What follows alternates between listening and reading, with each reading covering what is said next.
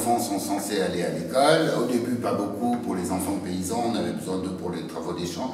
Il y avait des dérogations, hein. Donc c'était quelques mois, quelques années, hein. Mais voilà, le français s'impose peu à peu.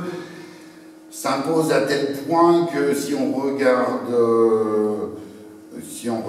d'un peu haut, sans regarder les situations micro-locales, le combat est gagné. On a diffusé le français à l'école partout assez bien à la veille de la Deuxième Guerre mondiale.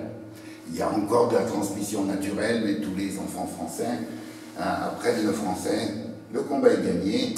On peut alors laisser une petite place aux langues régionales. Petite, hein, j'ai dit petite. Donc, première loi d'Exxon, c'est le nom du député qui a proposé cette loi. En 51 seulement. Alors, un enseignement qui est facultatif, qui n'est pas pendant les créneaux scolaires, qui ne rapporte pas de points. Mais tout enseignement de langue régionale reste facultatif encore aujourd'hui. Hein. C'est une obligation d'une part. Et de quelques langues seulement. Par exemple, le corse était considéré comme une variété d'italien. Et voilà, c'est pas exhaustif, mais petit à petit, d'autres langues vont rentrer, mais pas le franco-provençal. Il y aurait apparemment une opportunité dans les années 80, mais ça ne s'est pas fait. On pourrait vous raconter de source indirecte comment le ministère de l'Éducation nationale argumentait que non, de très mauvaise foi. On pourra y revenir. Autre date importante, encore une occasion ratée, 1992, la Charte européenne des langues régionales ou minoritaires, proposée par le Conseil de l'Europe, proposée à la France. La France dit « Non, non, merci, on n'est pas intéressé, il n'y a pas de ça chez nous ». Et on rajoute, cette année-là et cette année-là seulement, beaucoup de gens imaginent que c'est très ancien. Non, ça date de 92. La langue de la République est le français. Article 2 de la Constitution. Très en haut, très en avant. Non, non. Bon, mais cette charte qu'on a refusée, elle fait débat. On appelle ça en français un serpent de mer. Sujet qui réapparaît. Bon. Les politiques se positionnent par rapport à ça, font des promesses. Et en 1999, il y a le projet de signer et de ratifier la charte.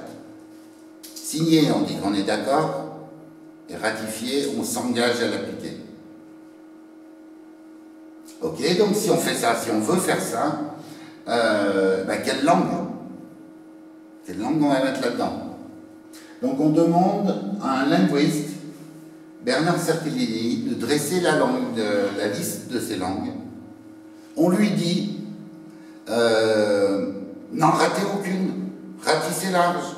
On a une occasion de signer, on n'aura peut-être pas l'occasion de revenir sur ce texte, il ne faut pas en rater. Donc on sait comment certaines langues sont rentrées, langues pourtant très peu parlées. Et voilà la liste des 75 langues de France. Donc les langues régionales de France et le franco-provençal est dedans. Et puis des langues non territorialisées parlées en France, c'était l'idée très droit de l'hommiste de la France de donner un statut officiel à des langues qui étaient parlées en France, mais qui n'avaient pas de statut officiel chez elles. Toujours le côté un peu donneur de leçons. Donc toutes les langues d'outre-mer et la langue des signes, c'était bien vu parce elle a été, comme les autres langues régionales, interdite et qu'elle se transmet de manière maternelle que par 10% de la population. 90% des sourds malentendants naissent dans des familles entendantes. Donc ce n'est pas une tradition sur des longues générations. Réaction très récente d'un occitaniste, un militant occitaniste local et d'une dame qui étudie les langues régionales depuis la Norvège. 75 langues de France, autant c'est une façon de noyer le poisson. Et voilà, l'occitan, pour eux c'était l'occitan, au milieu de 75, au milieu de 10, s'il n'y en avait eu que 10 encore. En tout cas, une étape est franchie, le franco-provençal est reconnu comme, on appelle ça les langues de France. Vu de Nouvelle-Calédonie, les langues kanak, appelées langues de France, c'est choquant. Et c'est dans le cadre des activités du ministère de la Culture. Donc le ministère de la Culture reconnaît le franco-provençal comme une des langues de France. Le ministère de la Culture, pas celui de l'Éducation. C'est un système schizophrénique. Donc c'est symbolique, mais à la fin, la France refuse de ratifier. Elle signe, donc on est d'accord, mais elle ne ratifie pas, on ne fera rien. L'Italie a signé, elle n'a pas ratifié, mais pourquoi elle n'a pas ratifié? Parce qu'elle fait déjà mieux. Hein? On pourra en discuter. Voilà, mais il y a des pays en Europe qui n'ont pas ratifié, mais ils font déjà pas mal. Il y en a qui c'est en refus, il y en a comme le Portugal, et ils sont rares ou ils ne sont pas concernés, il n'y a plus de langue. Et apparemment, pour rentrer dans l'Europe, il faut signer et ratifier. Concrètement, qu'est-ce que ça pour la ratification alors, par rapport à la signature? Signature, on est d'accord sur le principe, mais ratification, on va l'appliquer. Alors la loi, elle a 75 articles. Pour la ratifier, il faut s'engager à en appliquer 35, au moins 35. C'est un engagement à l'application. Voilà. Au moins 35 choisis dans différents domaines, l'enseignement, la culture, l'administration. Alors, on n'a pas le droit de prendre que des serres, il faut prendre un peu de tout. Mais de toute façon... Ah, il faut que j'aille plus vite, pardon. Alors, oui, parce que j'empiète sur le tout pas de Bénédicte. Autre date, apparemment simplement symbolique.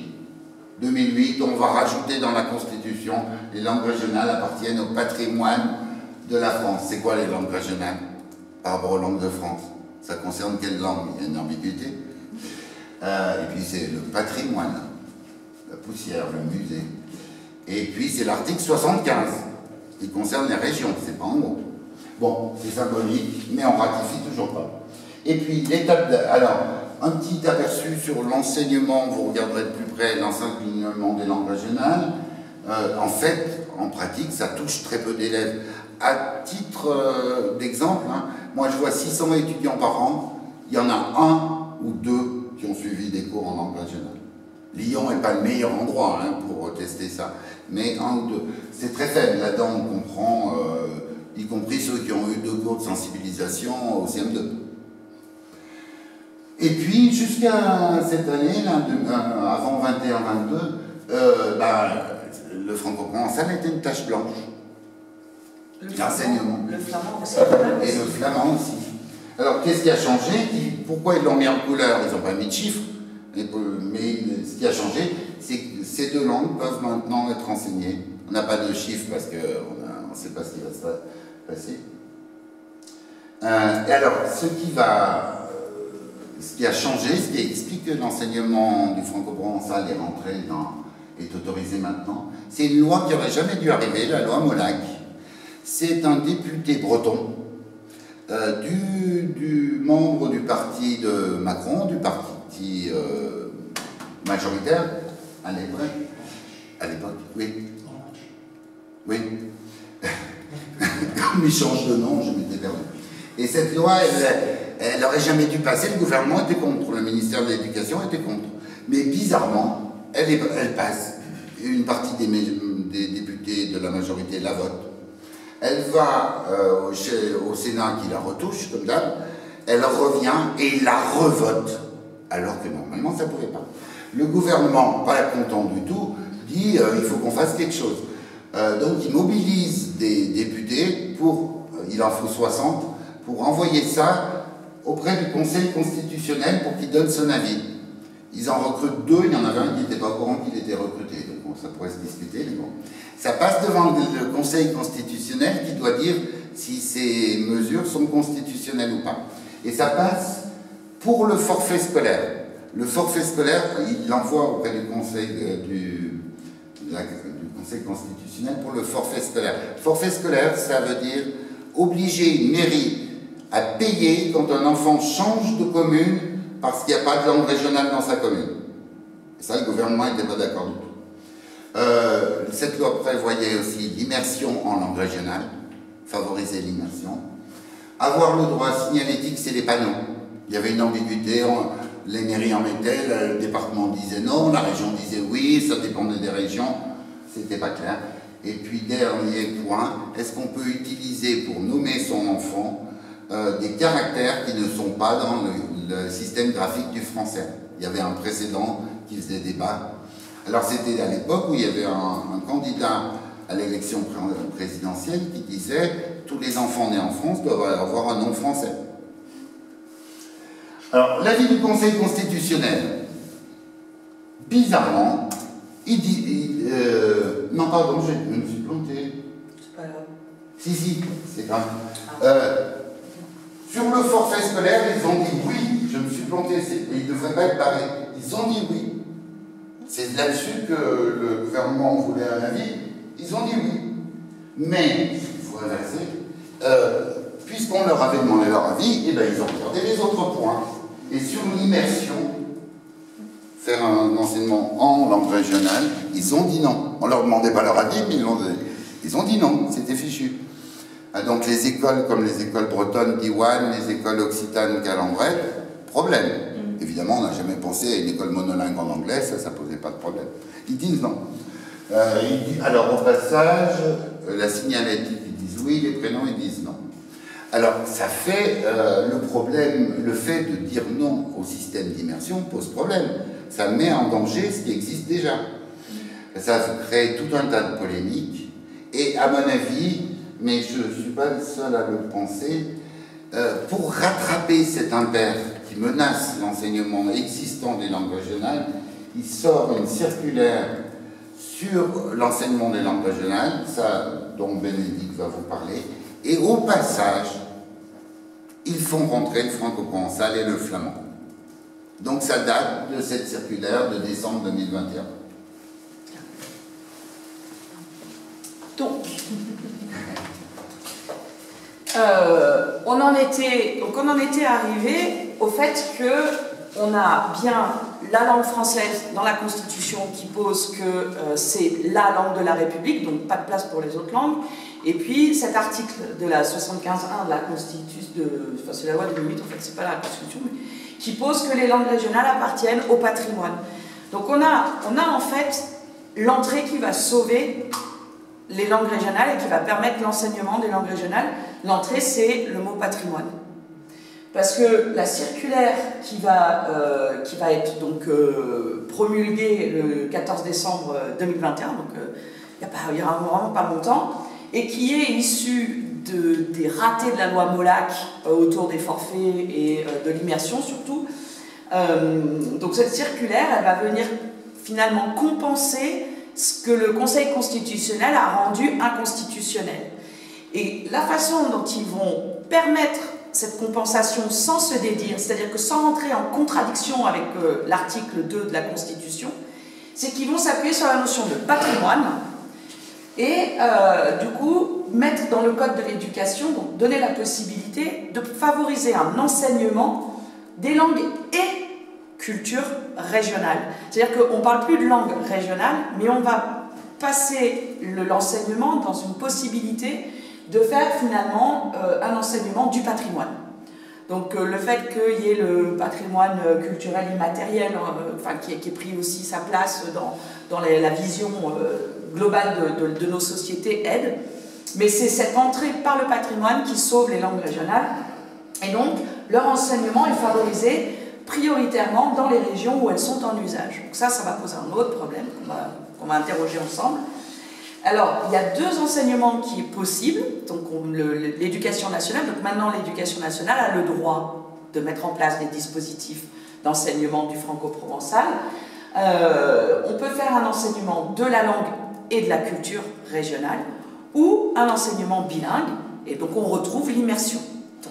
Donc on réhabilite les écoles d'Iwan, on réhabilite les calendrettes, les Bersolla, comment elles s'appellent voilà, et les écoles, non ça c'est les catalanes, et les écoles basques. Ce qu'il faut voir dans la question qui arrive, enfin nous, ce qui nous a tout de suite interpellés vis-à-vis du franco-provençal, on était super contents d'apprendre que le franco-provençal pouvait enfin être enseigné. Puis il s'est posé, on connaît un petit peu la situation du franco-provençal en France, il n'y a quasiment pas de locuteur. Pour pouvoir enseigner en France, il faut avoir une autorisation par un diplôme, donc on ne devient pas enseignant juste parce qu'on a envie d'enseigner. Hein? N'est-ce pas, Christine? Voilà, il faut un CAPES ou une agrégation, mais bon, pour avoir un CAPES ou une agrégation, ça veut dire qu'il faut passer un concours, ça veut dire qu'il faut donc être formé à la langue, ça veut dire qu'il faut une formation universitaire qui, pas plus qu'en Italie, n'existe en France. Donc, former des enseignants pour pouvoir enseigner légalement et légitimement dans les écoles, bah, c'est bien beau de nous dire que le franco-provençal peut être enseigné, mais c'est un peu nous dire, bah, allez-y quoi, mais on ne fait pas de cours, enfin, on ne vous forme pas. Donc la question qui s'est tout de suite posée, qu'on s'est tout de suite posée quand on a appris cette super bonne nouvelle, c'est de se dire, bah, très franchement, où est-ce que cet enseignement du franco-provençal peut avoir lieu? Qui peut faire cet enseignement du franco-provençal? Comment? Puisque avec Claudine, on a déjà évoqué, enfin elle a déjà évoqué, on a déjà parlé hier de la question des supports et du matériel pédagogique pour l'enseignement. Et puis, la langue, quelle? Est-ce qu'on va enseigner le savoyard? Est-ce qu'on va enseigner le lyonnais? Est-ce qu'on va enseigner le bressan? Est-ce qu'on va enseigner le val-d'Autun parce que c'est celui qui a le plus de documents écrits? Après tout, on pourrait, puisque c'est du franco-provençal, on pourrait s'appuyer sur ce qui existe au Val d'Aoste en termes de matériel pédagogique, puisque, a priori, on va enseigner la langue dont on a le matériel. Donc on s'est, c'est pas qu'on s'est posé tout ça les questions, c'est que du coup ce sont les questions en tant que chercheurs qui travaillons sur ça, qu'on se pose, qu'on partage avec vous aussi, parce que pour l'instant on n'a pas de réponse. Par contre, ce qu'on a fait pour, une de nos premières démarches aussi, ça a été d'essayer de rencontrer les différents acteurs qui sont maintenant susceptibles d'enseigner le franco-provençal. Alors, si vous avez, pour ceux qui connaissent la situation, vous savez qu'il n'y avait rien, à part les très rares exceptions d'enseignement qui étaient proposées par des enseignants déjà en place, donc qui, eux, n'avaient pas le problème de la légitimité du diplôme. Je pense à Marc Bron, par exemple, au lycée de Albertville ou Salanches? Albertville. Boège. Oui, mais le lycée. Au collège ou au lycée? Boège. Le collège de Boège, mais il enseignait aussi les maths au lycée d'Albertville, je crois. Et donc je pense que, parce que moi je suis allée le voir au lycée d'Albertville, c'était pas à Boège que je suis allée le voir, c'était au lycée. Bon, peu importe, on s'en fout. En Savoie, en Haute-Savoie, dans le pays savoyard, dans la Savoie avec un grand S, l'ancienne Savoie, ou celle qui n'a jamais existé, on ne sait pas, bref, peu importe, c'est pas la discussion.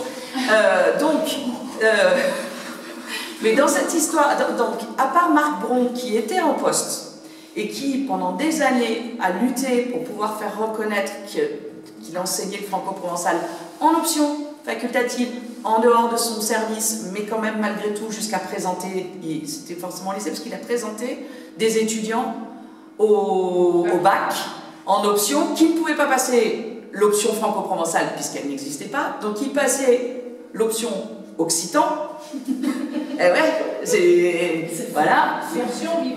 Version Vivaro-Alpin, qui pour autant reste quand même de l'occitan, mais bon, peu importe. Donc Marc Bron avait trouvé ce subterfuge, et il a quand même présenté des étudiants, des élèves, des lycéens au concours. Donc, c'est le seul exemple d'enseignement académique réel qui ait eu ces 30 dernières années, 25 dernières années, parce que je ne pense pas que Marc soit aussi âgé que ça, mais 25 dernières années, avec ponctuellement, dans certaines écoles, des instituteurs qui étaient en place et qui faisaient un petit peu d'enseignement de la langue quand ils eux-mêmes étaient sensibilisés ou maîtrisaient le patois.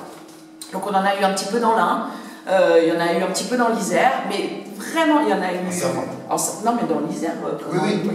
Donc il y en a eu très très peu, et c'était toujours par des enseignants qui étaient en place et qui étaient sensibles. Sinon, la situation de l'enseignement avant décembre, donc avant maintenant en fait, donc elle n'existait pas, et il y a eu une toute petite ouverture dans les années 2015, 14-15, quand l'éducation nationale a voulu se faire des économies, donc se dégager du temps de responsabilité et proposer aux enfants des découvertes. Donc on occupait les enfants pendant les TAP, les temps d'apprentissage partagé, d'aménagement de temps, je ne sais pas quoi, partagé. Bref, il y avait un temps périscolaire qui était quand même inclus dans le temps scolaire, donc de 4h à 4h30 ou à 5h, où les enseignants n'étaient plus en charge des élèves, mais les élèves pouvaient découvrir d'autres activités qui étaient animées par des bénévoles. Hein, c'était pour ça que c'était intéressant pour l'éducation nationale, qui faisait des économies. Et là, il y a eu un super créneau pour des associations patoisantes qui se sont engagées dans ce temps pour pouvoir apporter du patois à l'école.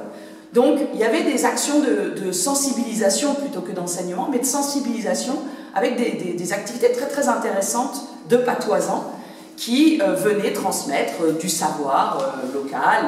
Enfin, souvent, ça pouvait être de la toponymie, mais ça pouvait être aussi les légumes du marché ou des savoir-faire, des chansons, etc. Donc, il y a eu quand même, pendant 2 ans, une petite entrée quand même du franco-provençal. Mais la question aujourd'hui, elle se pose par rapport à... Donc, il n'y a pas de formateur, donc il n'y a pas de formation, donc il n'y a pas d'enseignant. Concrètement, il n'y a personne qui est formé pour pouvoir enseigner le franco-provençal.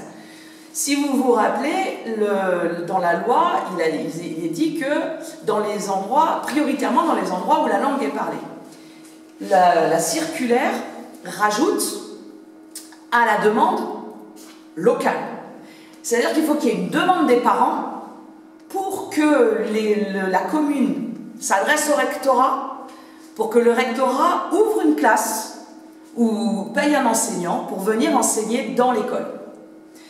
Alors vous vous imaginez bien, puisqu'on parle maintenant depuis 2 jours de la situation de la demande sociale, et on l'a même vu par exemple ici. Ici, il pourrait y avoir une demande sociale, puisqu'il y a des gens qui parlent. Pourtant, la demande, elle n'existe pas vraiment. Nous, il n'y a plus personne. Donc, favoriser une demande sociale, ça voudrait dire qu'il faut que les parents soient suffisamment sensibilisés pour dire « Moi, je veux que mon enfant, il apprenne le patois à l'école. Je veux qu'il y ait dans cette école de la commune, je ne sais pas, moi, à Bessan, je veux que dans cette école, il y ait, dans ce village, on fasse de la sensibilisation ou de l'enseignement du patois. » Donc, c'est presque, si on réfléchit bien, c'est une super opportunité, mais qui a peu de chances de voir le jour, parce qu'il y a peu de chances qu'il y ait suffisamment de parents qui se mobilisent pour dire on veut un cours de patois dans l'école. Donc ils ne se sont pas beaucoup mouillés en faisant la circulaire, ils ne se sont pas dit demain, en septembre 2022, toutes les écoles de la région Rhône-Alpes vont avoir une classe de patois. Ils savaient pertinemment que la demande, il n'y en a pas. Donc, on ne sait pas où.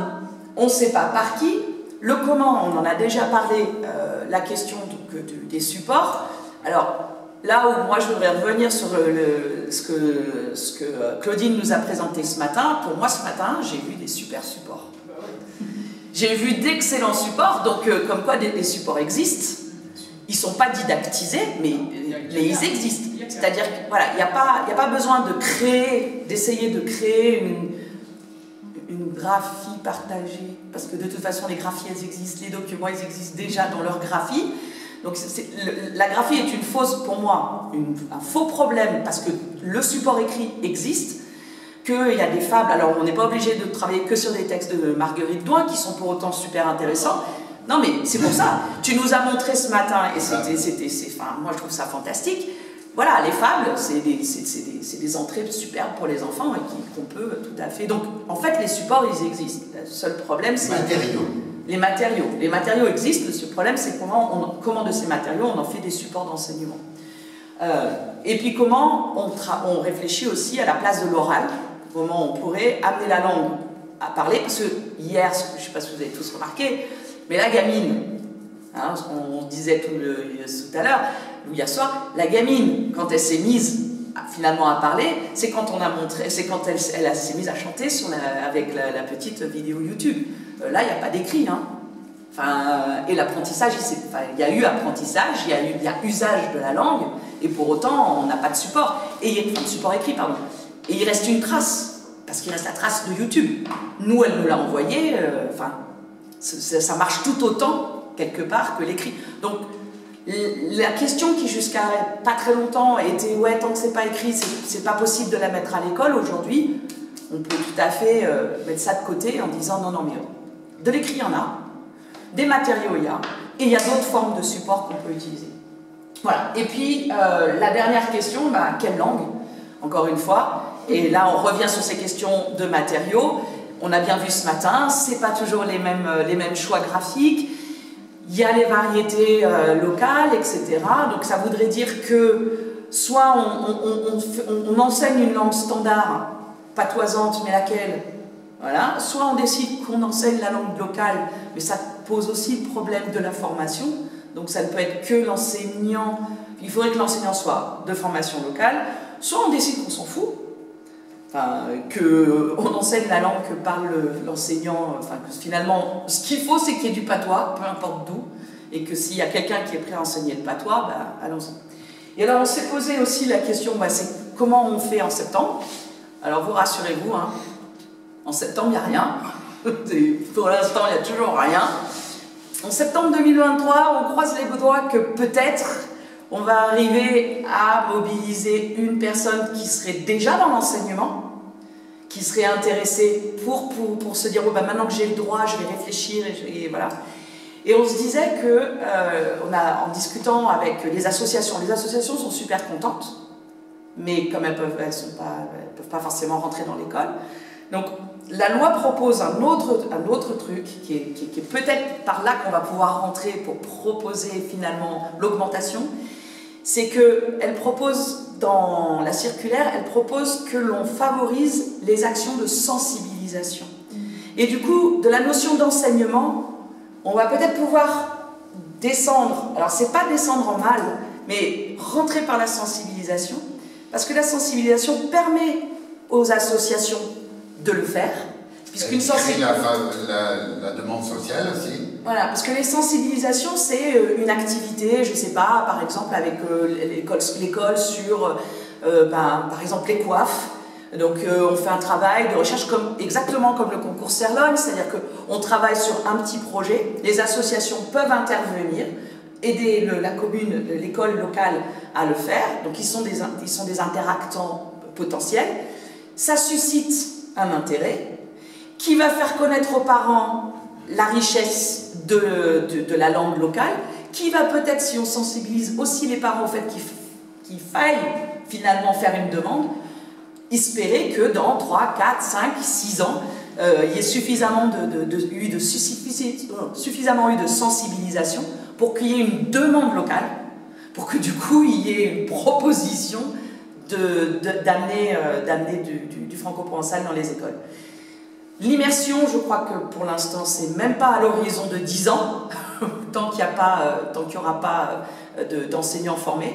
Et donc la prochaine étape, il nous semble, c'est de se battre, nous, universitaires, en tout cas parce que là-dessus, on peut se battre, pour essayer de faire en sorte qu'on mette en place une formation reconnue, même si c'est pas un CAPES ou même si c'est pas une agrègue, mais par le biais des masters d'enseignants, de proposer, donc on est déjà en train de réfléchir à comment on peut proposer un module dans les masters enseignants, un module sur les langues régionales et sur le franco-provençal que les apprentis enseignants pourraient prendre et quand ils l'auraient pris, pourraient du coup avoir cette formation en plus et être prof de maths comme Marc Bron, de maths et de franco-provençal ou professeur des écoles et avoir les compétences linguistiques et langagières pour pouvoir proposer de l'enseignement dans leur classe. Donc c'est rentré par les enseignants et avec les associations, actions de sensibilisation pour pouvoir faire émerger la demande. Voilà. Merci beaucoup.